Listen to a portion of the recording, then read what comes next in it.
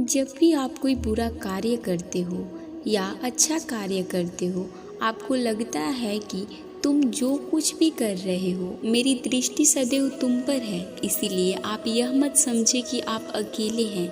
आपके साथ श्री कृष्ण सदैव हैं।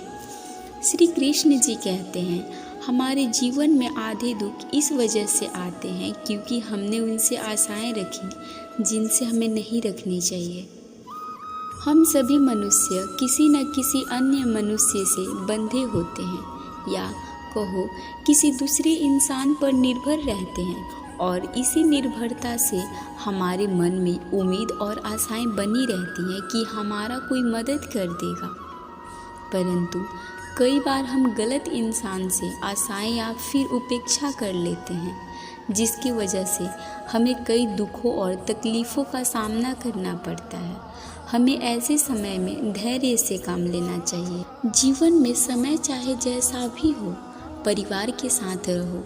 सुख हो तो बढ़ जाता है और दुख हो तो बढ़ जाता है।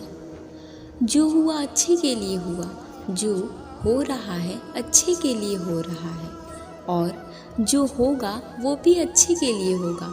इसीलिए हमेशा सकारात्मक रहो और अपना कर्म करते रहो। गति के लिए चरणों पर ध्यान देना आवश्यक है, किंतु प्रगति के लिए सदैव आचरण पर ही ध्यान देना चाहिए। आप हमेशा पूरे लगन के साथ अपना कर्म करो, लेकिन उसके फल की इच्छा मत करो, क्योंकि जब आप फल की इच्छा करेंगे तब कहीं न कहीं आप अपने कार्य में पूर्ण रूप से समर्पित नहीं हो पाते। हम सबको मोह माया में पड़कर अपने कर्तव्य को नहीं भूलना चाहिए। हर किसी के अंदर अपनी ताकत और अपनी कमजोरी होती है।